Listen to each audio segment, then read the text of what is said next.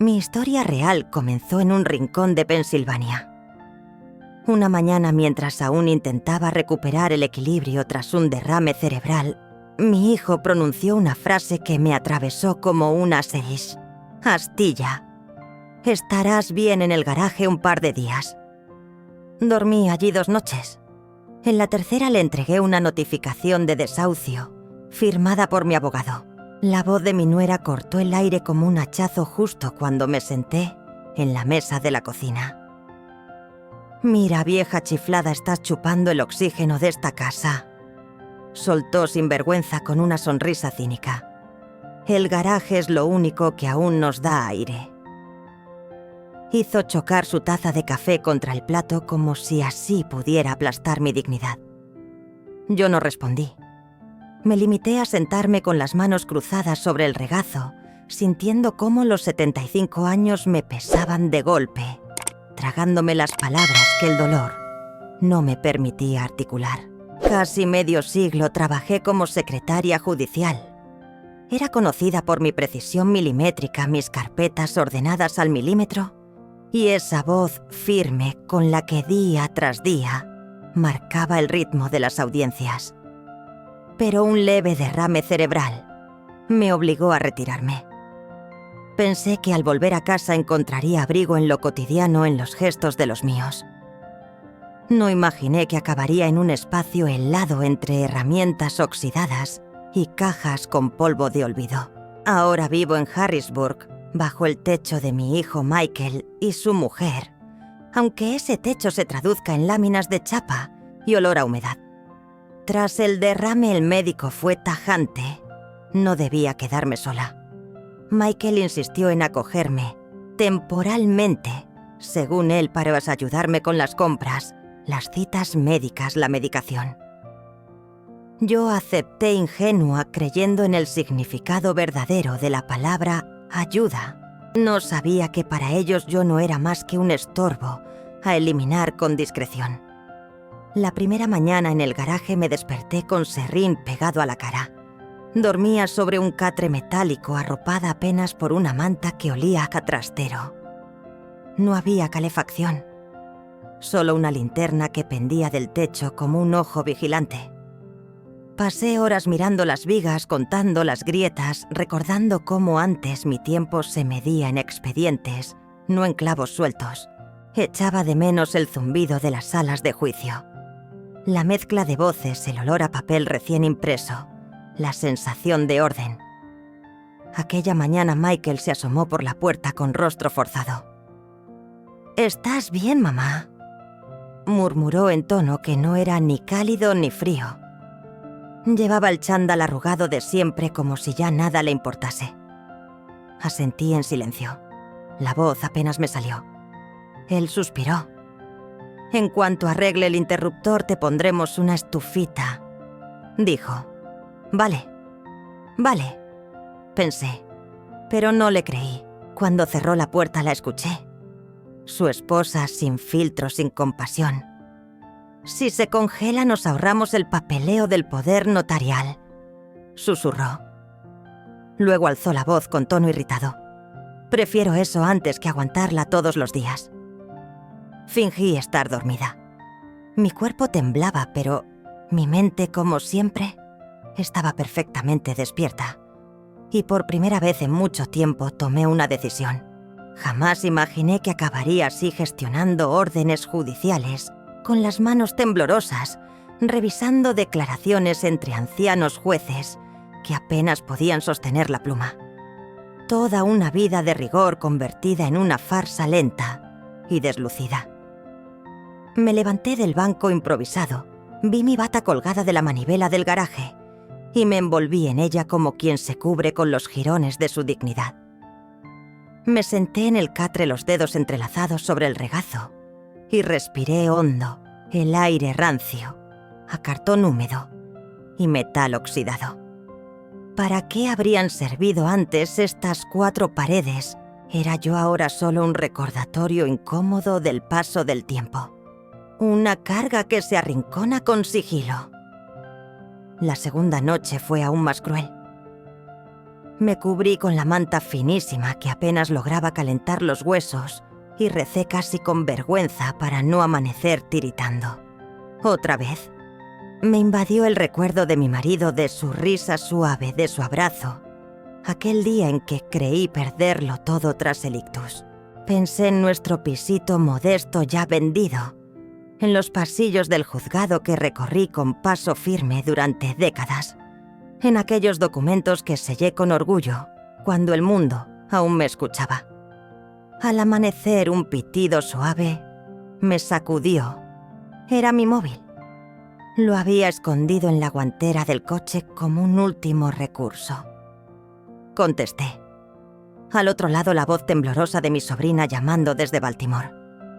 «Tía Eleanor, ¿estás bien?», preguntó con ternura contenida. «Me las arreglo», murmuré apenas audible. Guardó silencio un instante. «Suena como si tuvieras frío». Frío de verdad. «¿Estás segura?», tragué saliva. «Estoy segura». Mentí con tono plano. «Mamá me dijo que estarías en el estudio». Hubo una pausa tensa. «Duermo en el garaje». El silencio se volvió un grito. «¡Mamá! Eso es ilegal». «No puede ser». Y colgó. Cerré los ojos. «Ilegal». Una palabra que conocía bien, que había usado 1000 veces, pero que nunca imaginé aplicada hacia mi propia historia. Tanto me esforcé por no molestar, por ser educada, por parecer agradecida. Pero la gratitud no vive en un colchón plegable bajo un fluorescente desnudo. La gratitud real se sienta junto a una chimenea encendida con una taza caliente entre las manos. La mía tiritaba. Esa tarde me aferré al movimiento.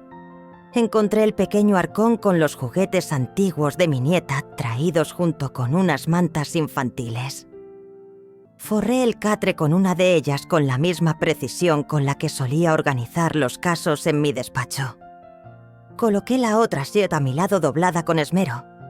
Giré la linterna para que enfocara hacia mi rincón y no hacia las estanterías, como si ese gesto pudiera construirme un refugio simbólico. Pero sabía la verdad, no era bienvenida. No estaba a salvo. Y desde luego no estaba en casa. Esa noche las paredes hablaron. A través de la rejilla de ventilación me alcanzaron las voces. La rabia contenida de Michael me desgarró. «No me explico cómo sigue viva», escupió con una furia que heló la sangre. «¿Me escuchas?», susurró mi mujer en un tono apenas audible, pero cargado de intención. «Es mejor tenerle vivo que tener que firmar poderes notariales, presentar impuestos y lidiar con crisis nerviosas. Aún no es el momento», añadió. «Tenemos que esperar a que la abogada declare que ya no está en condiciones». Me llevé el oído al respiradero conteniendo el aliento. No competente, esa palabra. Esa condena encubierta. Ya estaban preparando los papeles mientras yo tiritaba en el garaje, porque tenían el dinero y querían el control absoluto. Me tumbé de lado, los ojos cerrados, dejando que las lágrimas se acumularan en la penumbra. Aquello no era una prueba de afecto. Era una ejecución a sangre fría. No era familia. Era estrategia. Aquella noche recé. No por salvación, sino por lucidez. Recé para que mi mente se mantuviera clara. Recé para que en algún rincón alguien viera lo que me estaban haciendo. Recordé mis años en los tribunales, el eco solemne del mazo, el crujido de las resoluciones, el poder en mis manos. Todavía tenía voz, todavía tenía juicio y todavía tenía fuerza para dar un paso al frente. Aquellas 2 noches en el garaje no fueron solo su humillación, fueron mi crisol. Ellos esperaban mi silencio. Pensaban que me apagaría entre el polvo y el frío. Pero descubrí algo esencial. Resistir no es callar, y sobrevivir no implica aceptar. Esa certeza fue la chispa. Por eso, al amanecer del tercer día, entré en su comedor tranquilo con la cabeza alta y dejé el aviso de desahucio sobre la mesa. Firmado por mi abogado. respaldado por un juez jubilado que aún recordaba quién fui, un juez que sabía lo que era impartir justicia, incluso cuando brota desde un garaje helado. La primera noche en aquel garaje fue más cruel de lo que había imaginado. Me envolví en todos los jerseys que encontré, me tapé con una manta áspera y traté de ignorar el viento gélido que se colaba bajo la puerta que daba a la casa. Cada sonido del exterior, el roce de las hojas, el murmullo lejano del tráfico, se amplificaba entre aquellas paredes. El catre de metal me clavaba la espalda con saña. Me acurruqué como un perro herido esperando que la noche se diluyera. Pero no era solo el frío lo que me desvelaba. Eran los recuerdos. Pensaba en Michael de pequeño, sus ojos como lunas cuando le preparaba la merienda, la forma en que se lanzaba a mis brazos tras cada concurso de deletreo, ganara o no.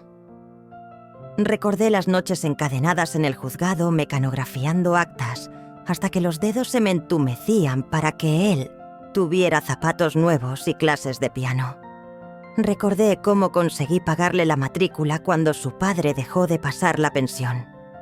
Cómo renuncié a mis propias vacaciones para que pudiera estudiar economía en una universidad lejana, a cientos de kilómetros. Y allí estaba yo encogida en su garaje como un trasto olvidado cubierto de polvo. A la mañana siguiente me incorporé con esfuerzo en el borde de la cama improvisada, sintiendo como cada articulación crujía como madera vieja. El vaho salía de mi boca en pequeñas nubes. Vertí un poco de agua del termo de metal que me habían dejado. Estaba tibia, insípida, pero al menos calmó el nudo que me apretaba el pecho.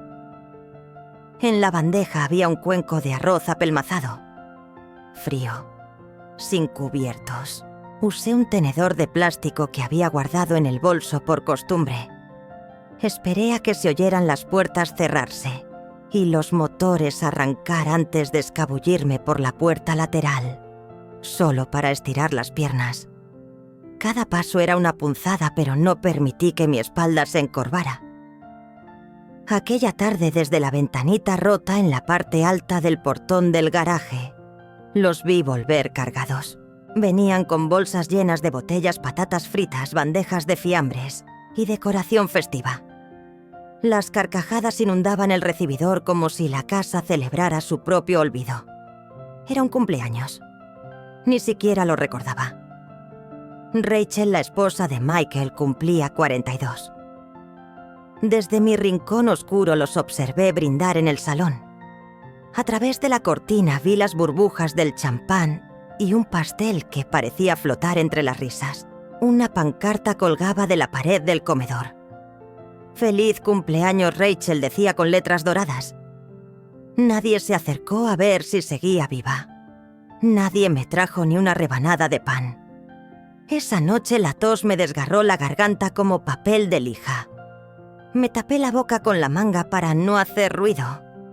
La sangre manchó el tejido, pero la escondí bajo el colchón. No pulsé el timbre. El mensaje había sido claro. No debía alterar la armonía de su vida doméstica.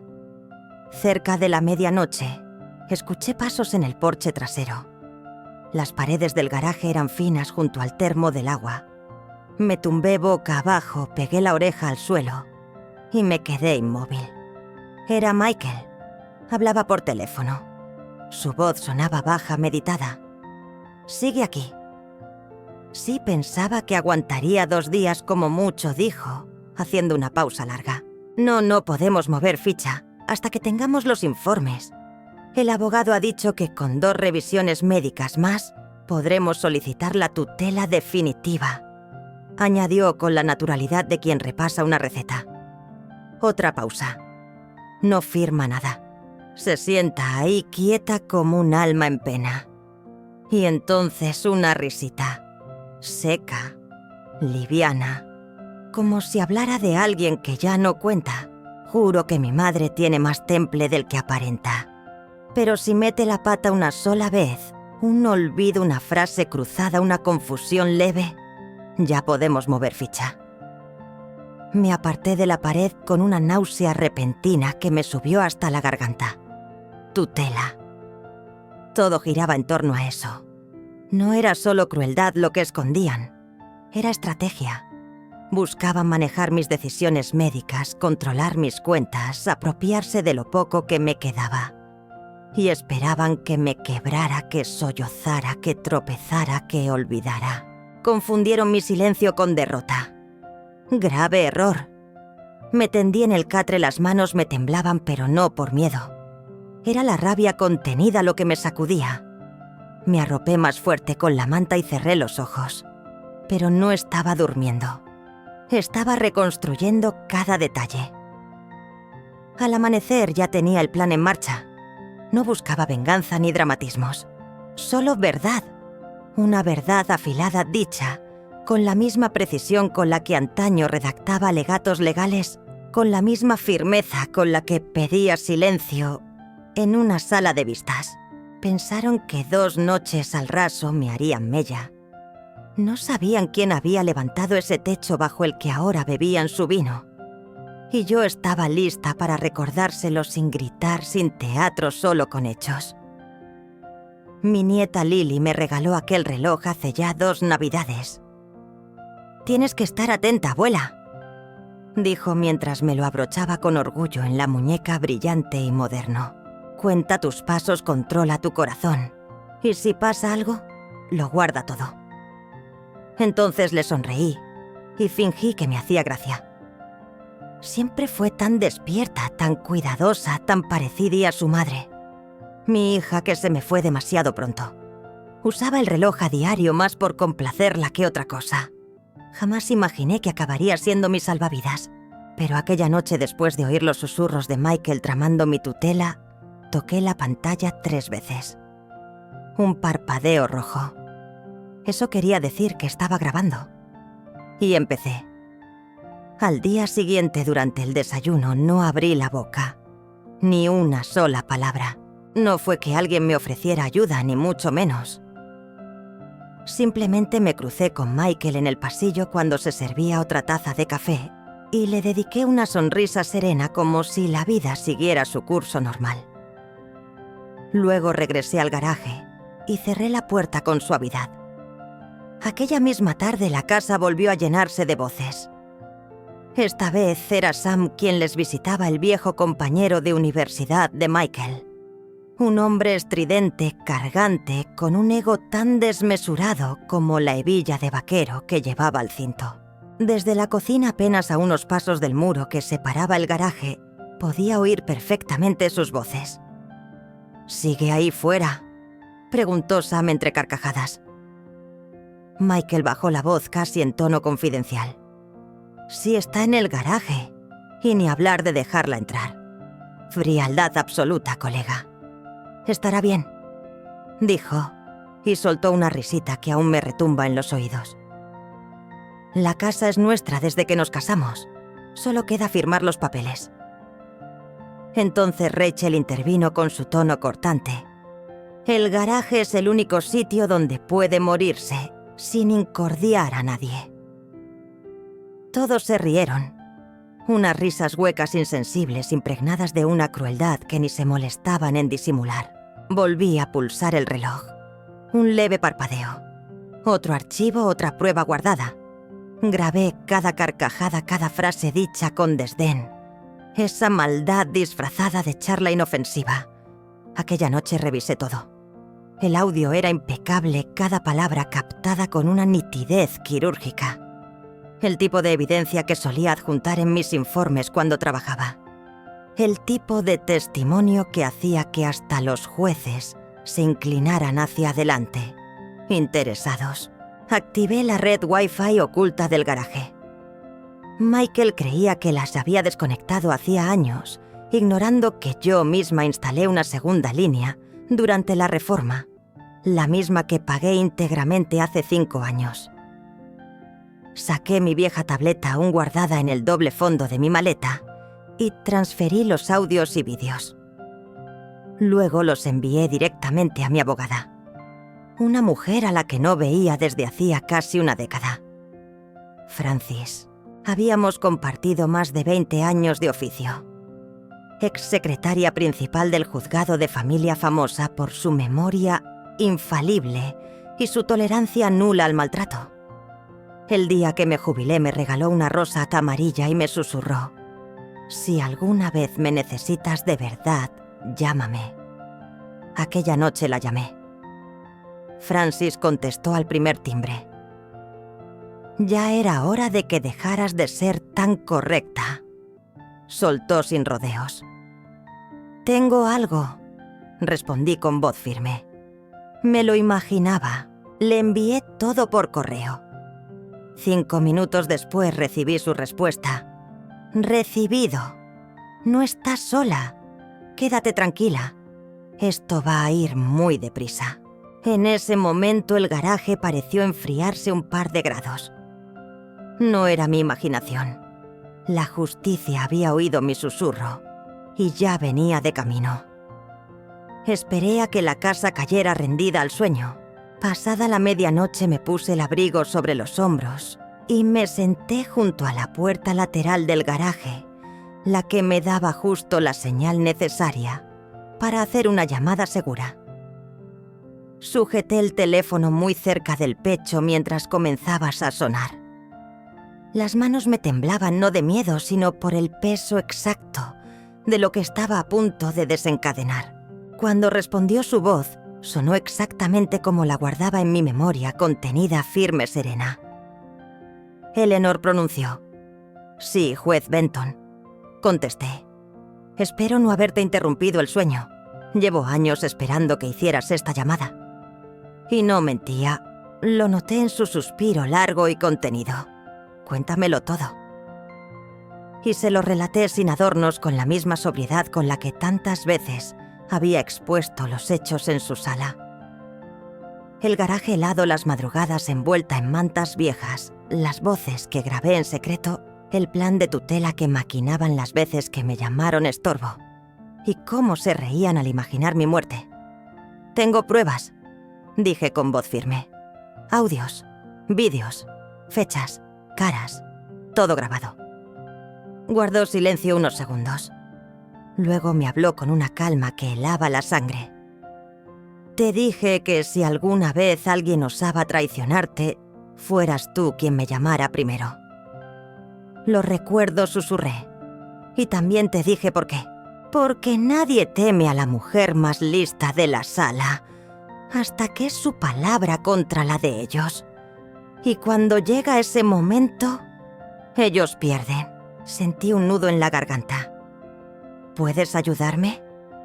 «Estoy jubilado», dijo con sequedad.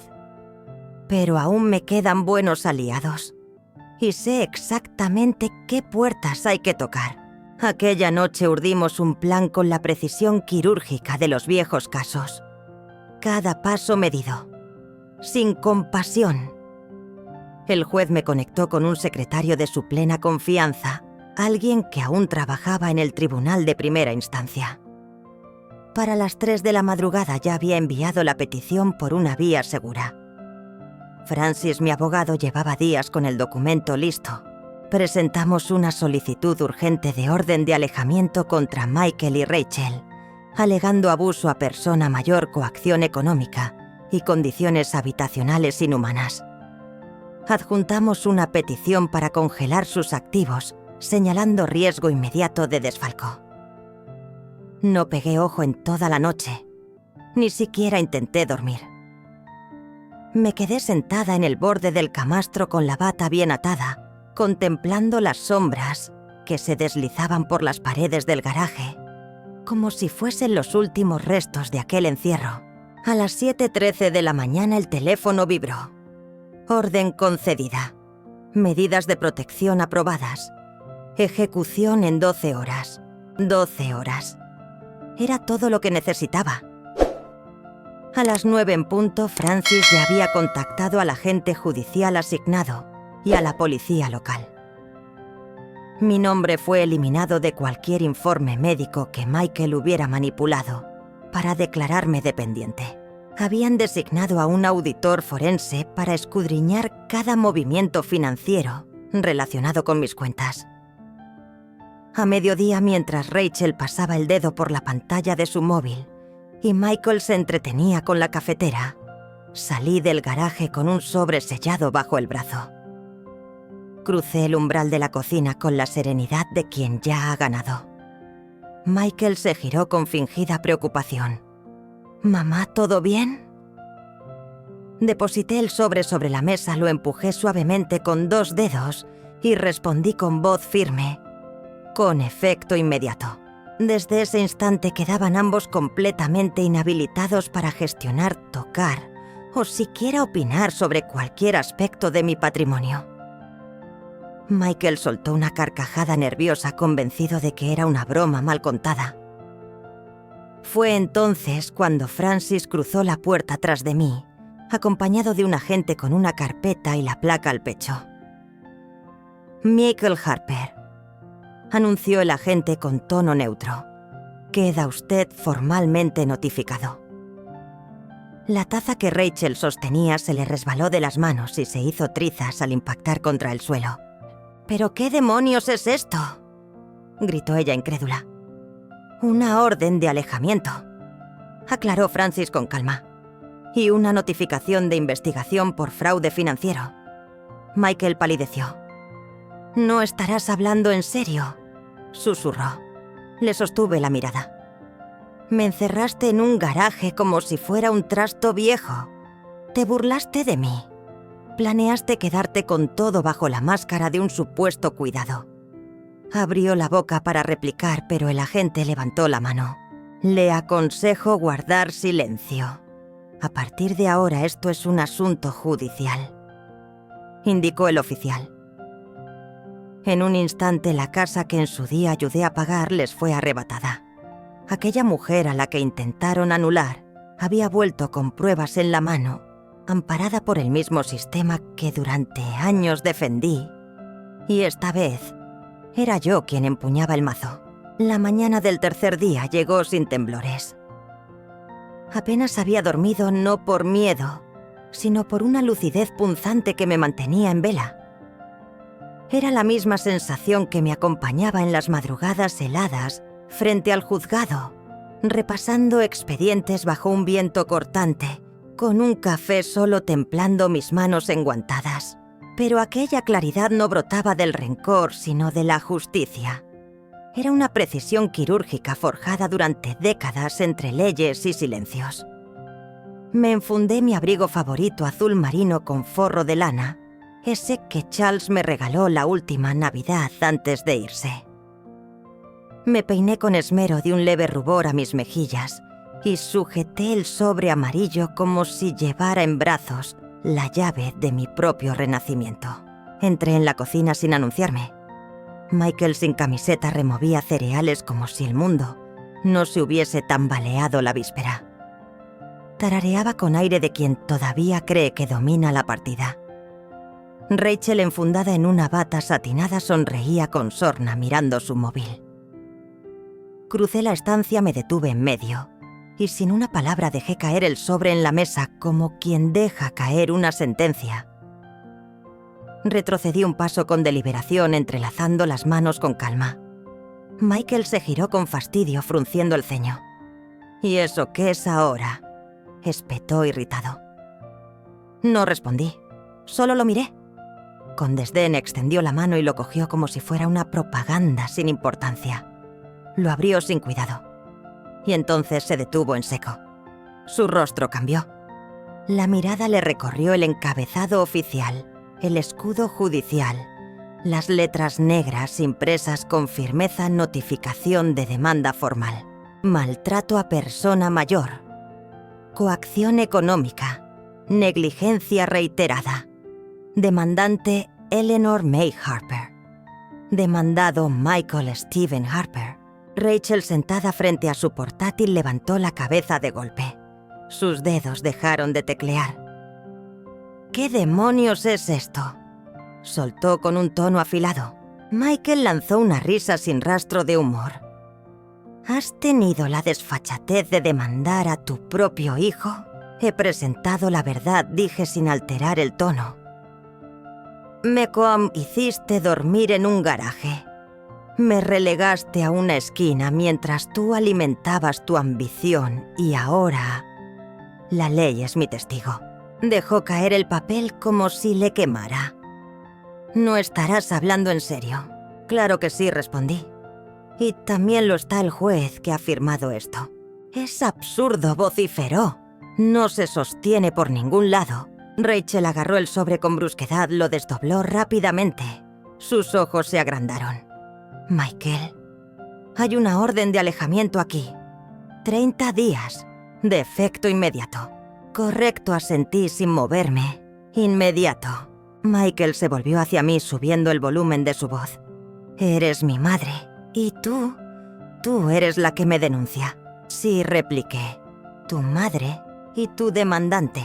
Tembloroso apretó el documento en el puño.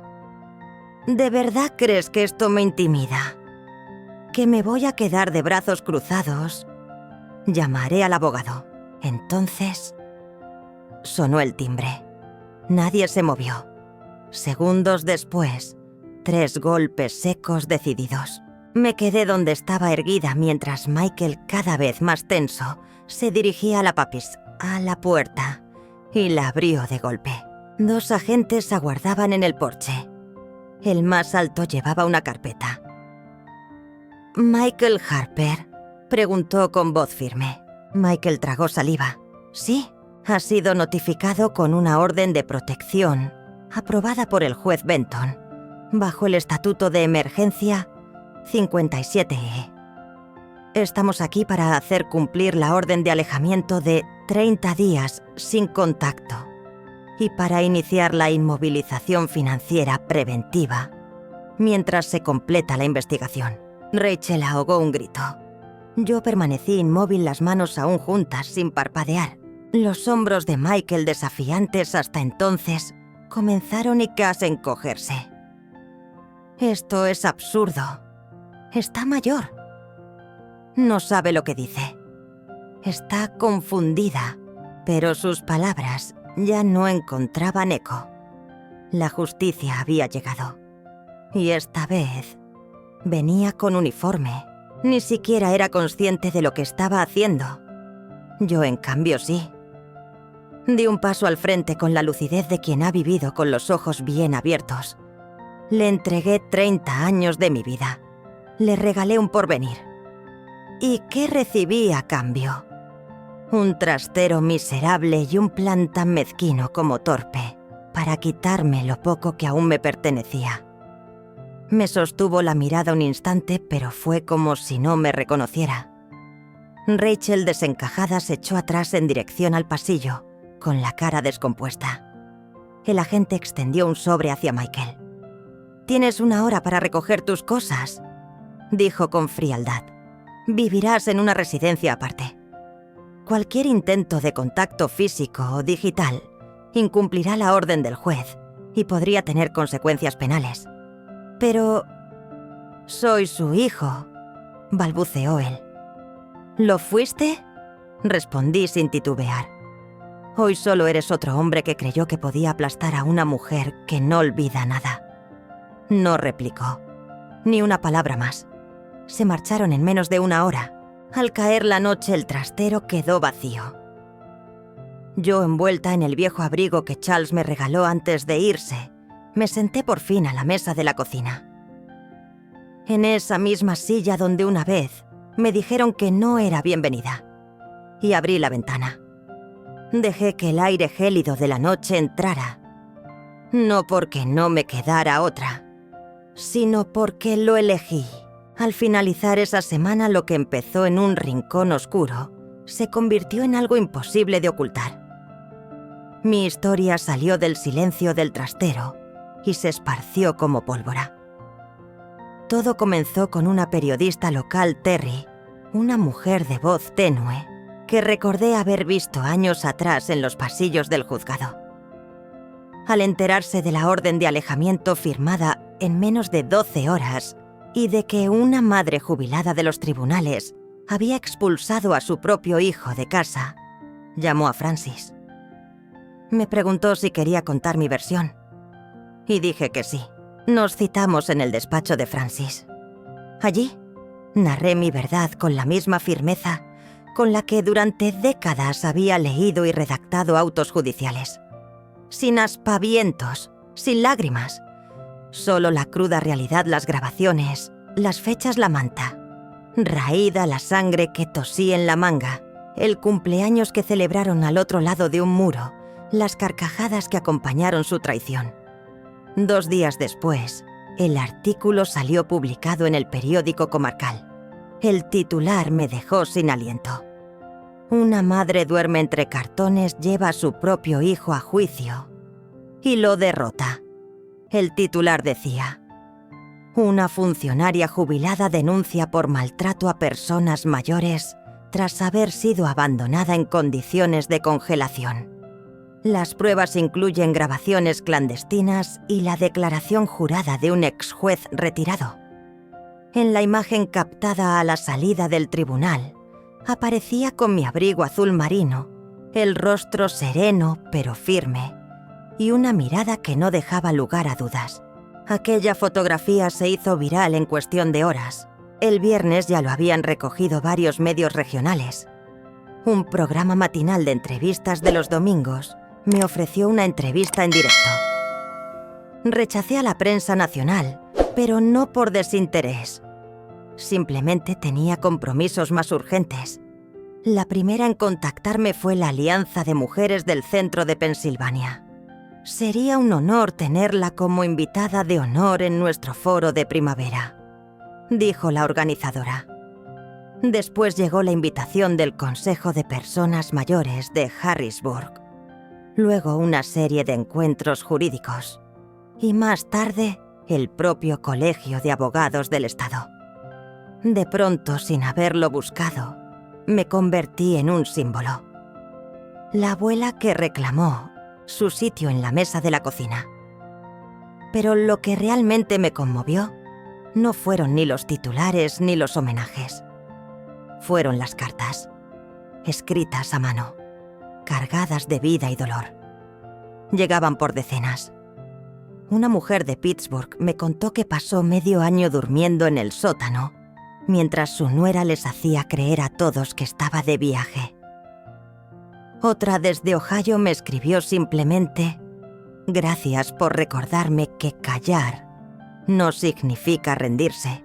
Cada noche me sentaba en mi escritorio y respondía a tantas como podía.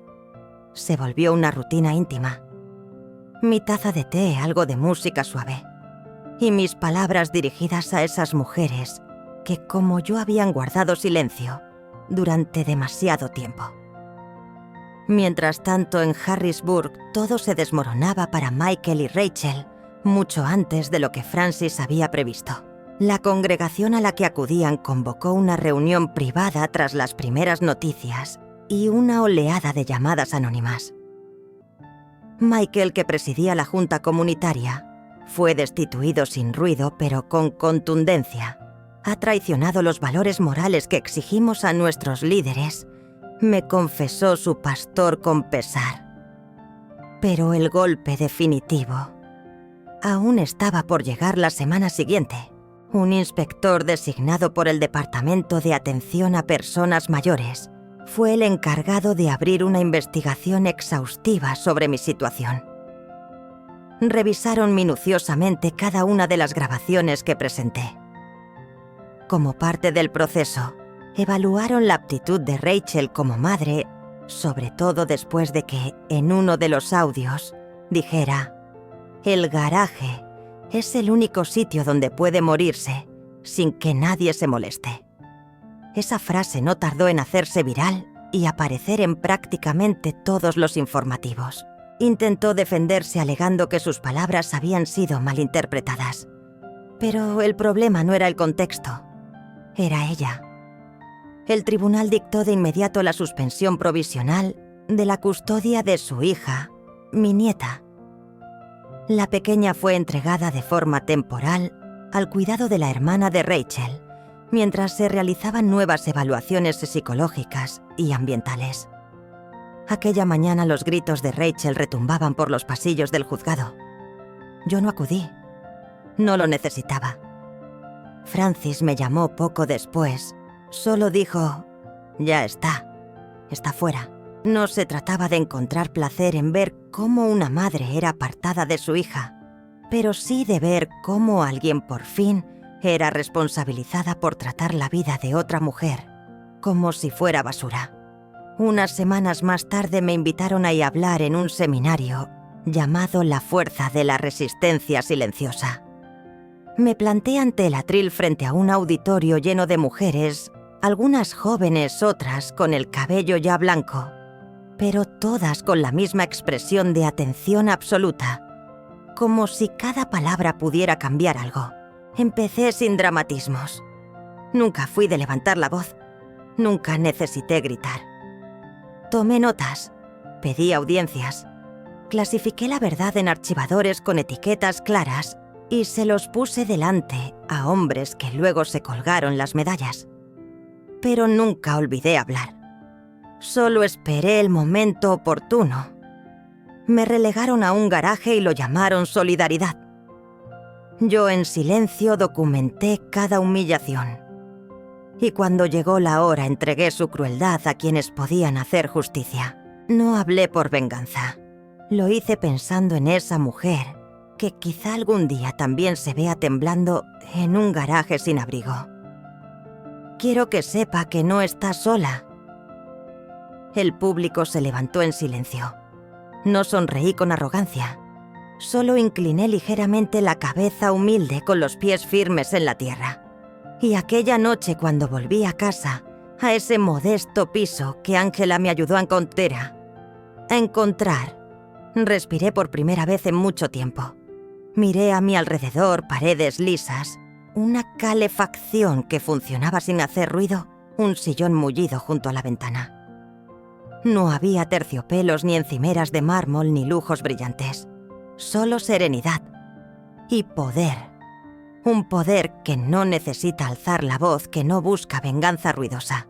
Un poder que recuerda, que permanece. Hoy vivo en un segundo piso, en un barrio sereno a las afueras de Mechanicsburg. A 20 minutos del juzgado donde hice valer mi palabra. Y a un universo entero del garaje donde me quisieron congelar el alma. No es un piso grande. Tiene 2 habitaciones, una cocina minúscula y ese rincón junto a la ventana que se ha convertido en mi refugio. Pero es mío. Y no llegué sola. Ángela, la hija de mi nieta, mi luz inesperada, fue quien me llevó hasta aquí. Me acompañó el mismo día en que la orden de alejamiento entró en vigor. Cargó con mi maleta, desdobló mi ropa con cariño y fue colocando mis recuerdos, los pocos que sobrevivieron, en la estantería. Me preparó un té antes siquiera de que lo pidiera. Fue ella quien, sin dudarlo, volvió a llamarme abuela como si ese nombre jamás hubiese sido arrebatado. «Ya estás a salvo», me susurró. Y por primera vez en muchos meses, le creí. Ángela viene 3 noches a la semana después de sus turnos en el hospital. Preparamos sopa, jugamos al dominó. Y a veces simplemente nos sentamos en silencio. Un silencio que no duele. Un silencio que cura. Cuando la tormenta mediática amainó, me buscaron de nuevo. Esta vez no fue un foro de mujeres ni una rueda de prensa. Era Televisión Nacional. Un programa matinal. Voces de los Olvidados quería incluir mi historia en una serie sobre el maltrato a Jets ancianos y la traición familiar. Al principio me negué. Sentía que ya había hablado demasiado, que ya había vencido. ¿Qué más quedaba por demostrar? Y sin embargo, Ángela me miró con esa seriedad que solo tienen los niños cuando comprenden algo que los adultos no se atreven a decir, y me soltó. «Abuela, ahí fuera. Hay alguien que todavía duerme en un garaje. Alguien sin abogados, sin juez, sin grabaciones. Pero quizás te esté escuchando». Entonces respiré hondo y respondí: «Está bien, lo haré». El plató estaba impecable, todo relucía. Las luces eran intensas, casi cegadoras. El presentador, pulcro y sereno, me ofreció la mano con una calidez que me sorprendió durante la prueba de sonido. Llevaba puesta mi blusa azul marino favorita, el cabello cuidadosamente recogido y el micrófono anclado en el cuello pesaba como una promesa. Me senté derecha, con dignidad. Cuando comenzó la grabación lo dije sin rodeos. No he venido a llorar. Ya lloré. Lo que quiero es recordar. Porque la memoria, cuando se cuida y se pronuncia, se transforma en prueba. Conté toda mi historia, el ictus, el garaje frío, el murmullo tras la pared húmeda. Hablé despacio. No porque la edad me obligue, sino porque quería que cada frase cayese como un golpe seco sobre el hielo. Cada palabra debía quebrar el silencio de alguien. Y entonces me detuve. Miré a cámara, respiré y dije: no odio a mi hijo. Lloro su pérdida. Lamento profundamente en lo que se convirtió. Y no deseo venganza. No quiero que lo encierren. Quiero que nadie, nunca más tenga el poder de hacer lo que él hizo. 2 días después se emitió el programa. La cadena recibió más de 4.000 correos electrónicos. Algunos ofrecían palabras de apoyo. Otros proponían donativos para residencias que acogen a mayores maltratados. Pero hubo mensajes que me llegaron más allá de la piel. Te creo. Y gracias a ti, ahora me creo a mí. Desde entonces empecé a colaborar como voluntaria en la red de apoyo a personas mayores de Pensilvania. Asesoro a mujeres, casi siempre mujeres, que no saben si lo que están sufriendo es lo bastante grave como para alzar la voz. A todas les digo lo mismo si tienes que preguntártelo. Probablemente sí lo sea. No me considero una heroína. No me gustan las guerras, pero sí creo en la resistencia, en mantener el temple, en alzar la mano y decir, esta vez no. Porque a veces el mayor acto de fuerza que puede tener una mujer no es gritar, sino mantenerse firme, recordar y finalmente hablar. Decir que la casa sigue en pie tranquila en una calle arbolada de Harrisburg. La de las contraventanas azules y el buzón torcido que siempre quise arreglar. Ya no es su bastión. Ya no es el escenario de mi vergüenza. Ha vuelto a ser mío. Cuando la investigación concluyó y los tribunales se pronunciaron a mi favor, recuperé la titularidad completa de la casa. Michael y Rachel intentaron una impugnación fugaz, pero el juez, al examinar los documentos originales, los mismos que habían intentado adulterar, los anuló sin dudar. Coacción, fraude y mala fe. Mi nombre fue restaurado. El de ellos eliminado sin dejar rastro. No volví a vivir entre esas paredes. Preferí otro destino. Puse la casa en alquiler, pero no a cualquiera. La ofrecí a una pareja joven que cuidaba de un padre con movilidad reducida. Les conocí en persona. Observé cómo con cuidado subían la silla de ruedas por la rampa. Oí la ternura en sus voces cuando se dirigían a él, siempre pendientes de su bienestar, antes que del suyo propio. Enseguida supe que eran los adecuados. Cada euro que me pagan va íntegro a un fondo que he creado. Justicia en silencio. Aún no tiene gran tamaño ni reconocimiento público, pero su propósito es claro: ofrecer asistencia legal y emocional urgente a personas mayores, víctimas de abuso familiar invisible. No hablamos de golpes. Hablamos de camas en garajes, de llaves cambiadas, de dignidades, erosionadas en silencio. Colaboro con abogados, trabajadores sociales y un puñado de voluntarios incansables. Atendemos llamadas, damos asesoría y sobre todo escuchamos. Escuchamos relatos que se parecen demasiado al mío. Y a cada una de esas mujeres, a cada uno de esos hombres, les decimos: no estáis solos. Y no estáis perdiendo la cabeza. Para lanzar la fundación grabamos un breve testimonio. Vinieron con cámaras a mi pequeño piso. Montaron una luz sencilla, un micrófono discreto, y me pidieron que hablara con franqueza. Miré de frente al objetivo y dije: pensaban que era una vieja despistada incapaz de entender lo que ocurría a su alrededor. Pero lo entendía todo. Comprendía los contratos, comprendía el silencio. Conozco las leyes porque las redacté, las defendí y las hice cumplir durante casi medio siglo. Creyeron que podían encerrarme en un garaje y que aguantaría en silencio. Lo que no sabían es que ese frío lo convertía en prueba. Solía ser una madre que preparaba la cena, recogía calcetines del suelo y doblaba camisetas con olor a infancia. Hoy soy una mujer que no grita, pero que impone consecuencias. La justicia no siempre se presenta con estruendo. A veces calla, a veces espera, y cuando lo considera oportuno actúa con precisión. El vídeo ya se proyecta en la página principal de nuestra fundación. Más de 500.000 de personas lo han visto.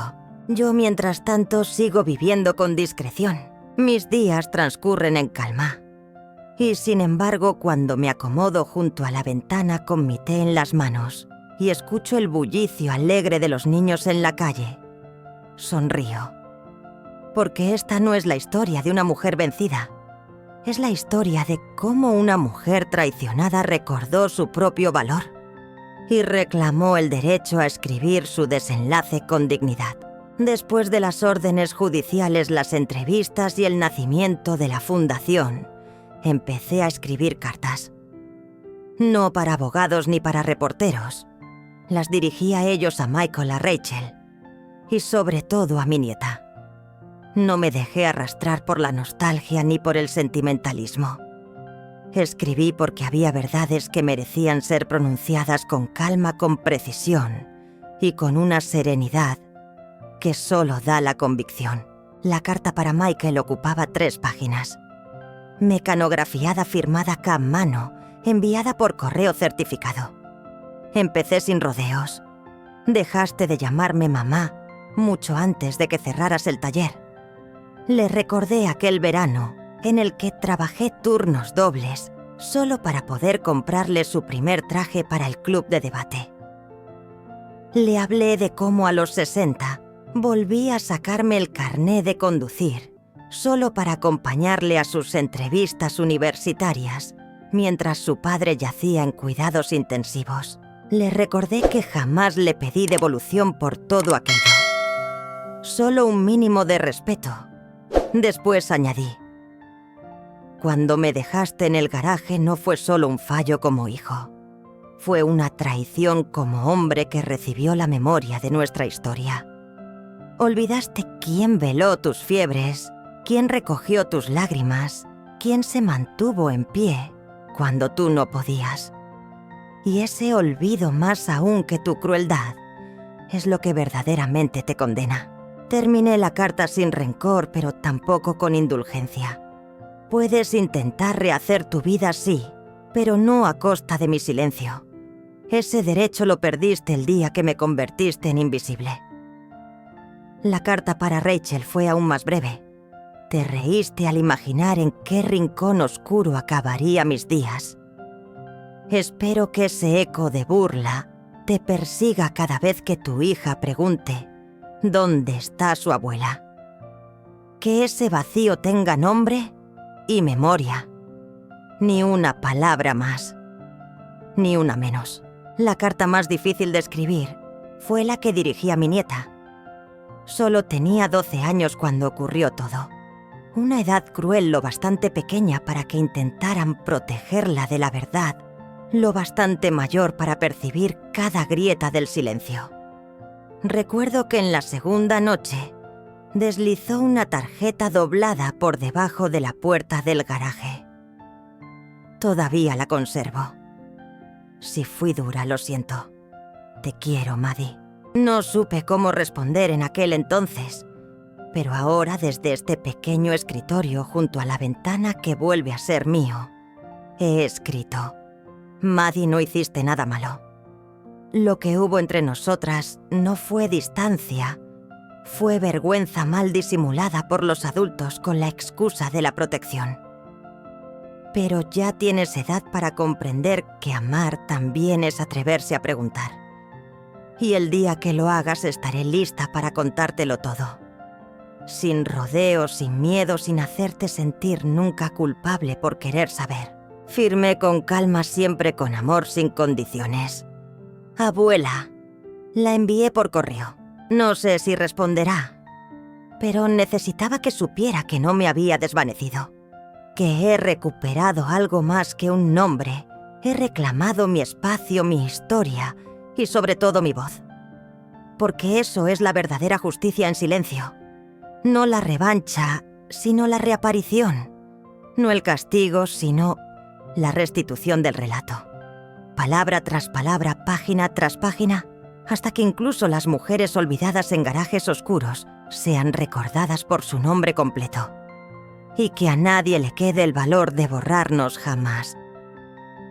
Gracias por llegar hasta aquí.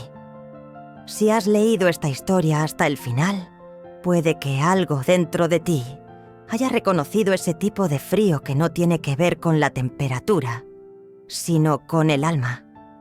No hablo del frío de un garaje, de una casa sin calefacción, ni del de una noche sin manta.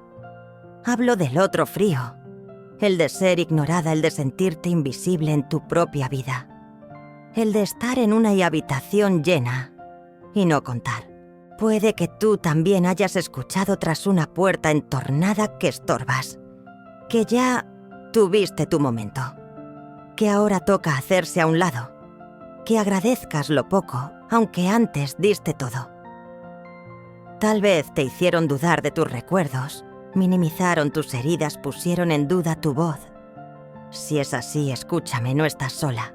En Historias Verdaderas de la Abuela, levantamos la voz por todas las mujeres que guardaron los recibos, las que apuntaron cada gesto, cada traición, mientras el mundo elegía olvidar.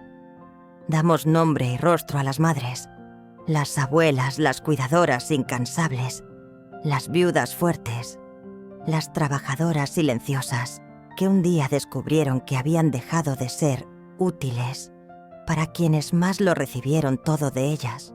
Pero ya no bajamos la mirada. No suplicamos atención.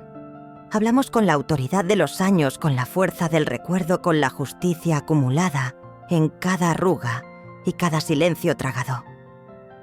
Porque nuestras historias no son cuentos de sobremesa, son verdades que nadie quiso escuchar y ahora retumban. Son los márgenes de las fotos familiares, lo que no sale en los vídeos navideños, lo que se borró de los discursos de agradecimiento. Y por fin, ahora se cuenta. Si esta historia te hizo cerrar los puños, contener una lágrima, o pensar, ¿eso también me pasó a mí?, quédate. Este es tu espacio. Suscríbete a Historias Verdaderas de la Abuela.